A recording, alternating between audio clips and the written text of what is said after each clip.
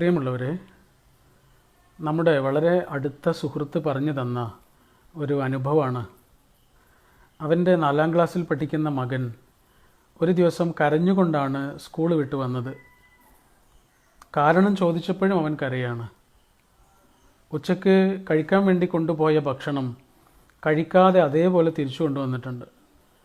അതിൻ്റെ കാരണം ചോദിച്ചപ്പോഴാണ് അവൻ പറഞ്ഞത്, അവൻ ഭക്ഷണം കഴിച്ചുകൊണ്ടിരിക്കുന്ന സമയത്ത് ഒരു കുട്ടി വന്നിട്ട് അവൻ്റെ ചോറ്റുപാത്രത്തിലേക്ക് മണൽ വാരിയിട്ടു.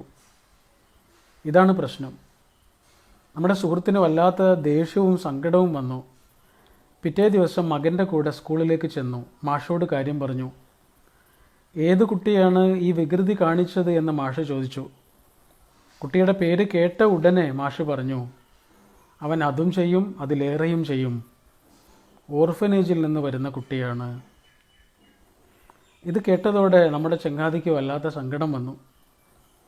ഒരു പിതാവിൻ്റെ സ്നേഹം എന്താണ് എന്നറിഞ്ഞിട്ടില്ലാത്ത ആളാണ് നമ്മുടെ സുഹൃത്ത്. അതുകൊണ്ട് അച്ഛൻ്റെ സ്നേഹം എന്താണ് എന്നറിഞ്ഞിട്ടില്ലാത്ത ഒരു കുട്ടിയുടെ വേദന അവന് വേഗം മനസ്സിലായി. അവൻ ആ കുട്ടിയെ അരികിലേക്ക് വിളിച്ചു. കുറേ നേരം സംസാരിച്ചു.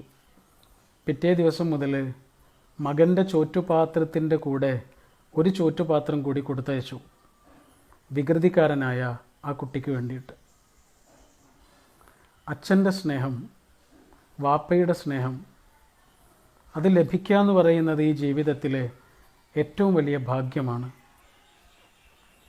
നമ്മൾ വായിക്കാതെ പോയ കുറേ പേജുകളും എത്ര വായിച്ചിട്ടും മനസ്സിലാകാതെ പോയ കുറേ വരികളും നിറഞ്ഞ ഏറ്റവും പ്രിയപ്പെട്ട ഒരു പുസ്തകത്തിൻ്റെ പേരാണ് അച്ഛൻ.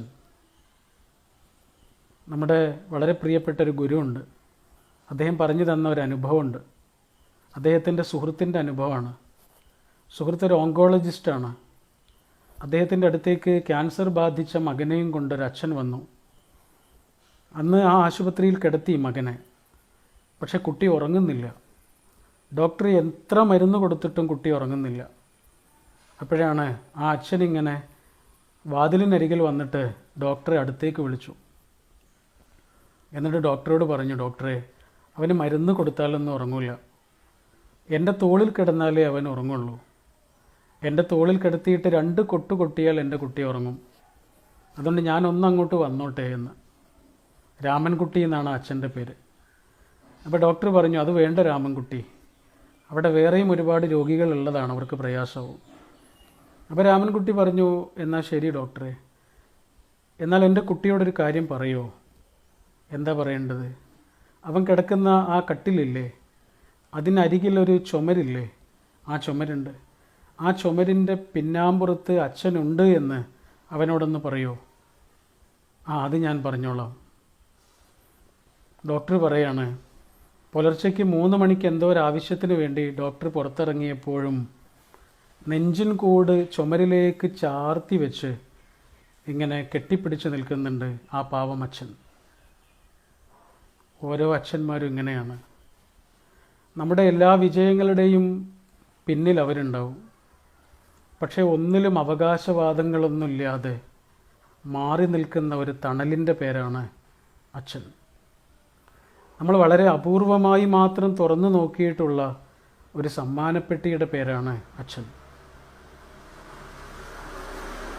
മലയാളത്തിലും തമിഴിലും ഒരുപോലെ നന്നായി എഴുതുന്ന ഒരു എഴുത്തുകാരനുണ്ട്, ജയമോഹൻ. അദ്ദേഹത്തിൻ്റെ ഉറവിടങ്ങൾ എന്നൊരു പുസ്തകം നമുക്ക് വളരെ പ്രിയപ്പെട്ടൊരു പുസ്തകമാണ്. ഇതിൽ അദ്ദേഹം അച്ഛനെക്കുറിച്ച് പറയുന്നതൊന്നും നല്ല ഓർമ്മകളല്ല. ഒരു പ്രത്യേകതരം ചെടിയുടെ വടി കൊണ്ട് അച്ഛൻ ധാരാളമായി അടിക്കുമായിരുന്നു. ആ ഓർമ്മകളൊക്കെ അദ്ദേഹം ഇതിൽ പങ്കുവെക്കുന്നുണ്ട്. പക്ഷെ പിന്നീടാണ് അമ്മ പറഞ്ഞു കൊടുക്കുന്നത്, അത് ദേഷ്യം കൊണ്ടല്ല അച്ഛൻ അടിച്ചത്. ബാലവാദം പിടിച്ച മകന് വൈദ്യർ നിശ്ചയിച്ചു കൊടുത്ത ചികിത്സയായിരുന്നു അത്. ഒരു പ്രത്യേകതരം ചെടിയുടെ വടി കൊണ്ട് മകനെ അടിക്കുക എന്ന ചികിത്സ. രാത്രിയിൽ മകനിങ്ങനെ കിടന്നുറങ്ങുന്ന സമയത്ത് അരികിൽ വന്ന് കരഞ്ഞിരിക്കുന്ന അച്ഛനെ മകൻ ഒരിക്കലും കണ്ടിട്ടില്ല. പക്ഷേ അമ്മ കണ്ടിട്ടുണ്ട്.